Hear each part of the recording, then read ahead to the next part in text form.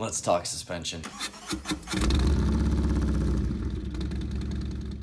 All right, let's get real for a minute. Cheap suspension isn't good. Good suspension isn't cheap. So what are you gonna get? First off, what is your riding style? Are you a capable rider? How's the riding around you? Is it mountainous? Is it flat? All these things might affect what you want, and they may not. I mean, you may just want the sickest suspension available known to man. You may want to slam your bike to the ground so it looks super sick whenever it's parked at the bar. For me, I wanted to jack my bike up. Whenever I picked up that bagger and I brought it home from the dealer, the first thing I can tell you is I bottomed out twice and my floorboards were dragging on the ground all the time. I like to ride a little fast. I like to take turns because I don't have canyons to rip. So for me, the suspension sucked. So OEM height was okay, and jacking it up kind of freaked me out. Now, one thing I did have is that I had already ordered the seat that I was gonna be riding.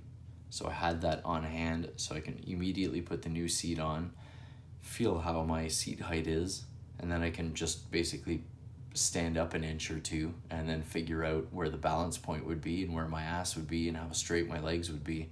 So I had a couple things working for me just because I had the seat right off the hop. That helped me kind of make a decision. So we figured out riding style. The next thing were future changes. Will the suspension system you're thinking about purchasing carry you down the road for at least 2 to 5 years? Will the front suspension system work in conjunction with the rear shocks? Do they employ the same technologies? Will they work with other suspension mods that you may have already or may get in the future? Can you build upon the whole system down the road? You don't want to be buying this stuff every 5 years. Can you rebuild it? That's another thing. Can you send it back out to them? Can they rebuild it for you? Can they recharge? All considerations. Now let's talk front suspension setup. On my Dyna, I had front cartridges, meaning on one side I had a cartridge which was like a shock and the other side was a coilover setup. So one side did damping, the other side did rebound. On a Dyna 600-pound bike, I thought it handled phenomenally. Now, without having the knowledge of the bagger, one thing that did freak me out was that type of setup seemed way underpowered for a 950-pound bike. So one thing that I did look at was how Legend suspension, how the axial cartridges have the shock and they have the coil system on each side. So they're mirrored, they're identical. So to me, under really heavy front brake, whenever your bike's taking a nosedive, those two shocks to me are far superior, I think, without being a suspension tech, than to one side shock, one side spring. So that was kind of really starting to shape how I was going to set up my front suspension. Instead of just running out and buying parts, you guys should probably also figure this out, but to each their own. Now, I knew I wanted to jack the bike up. I had the seat already. To me, 2-inch kind of freaked me out. So with my future riding kind of planned out with the suspension, I went with a 13-inch shock in the back. Now, the 13-inch shock is 1 inch taller than OEM. Now, on the Legends, the 13-inch shock gives you 1 inch extra travel beyond what came with the OEM, which is pretty awesome. Now, the front end, I was going to go +2 because I was doing 1 inch taller shock in the back.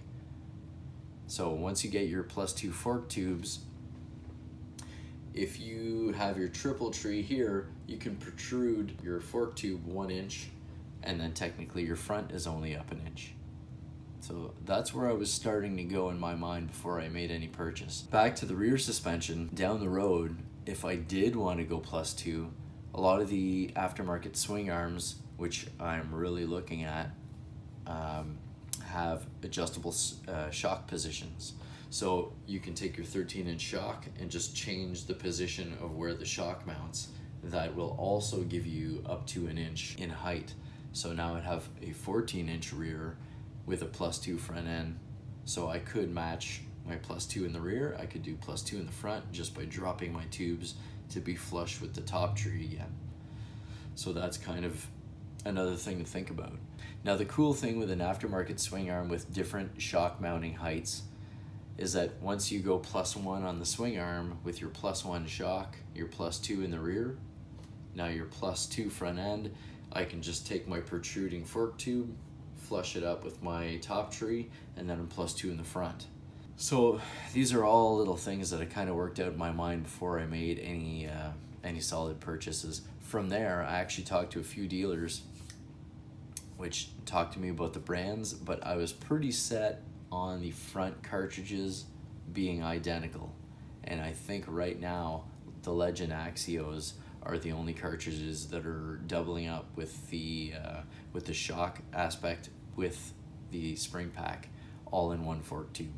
So that is kind of all the little things that I kind of figured out before I even made any purchases. So now hopefully this gives you some ideas to think about, and it is hopefully putting a spotlight on some things you didn't think about.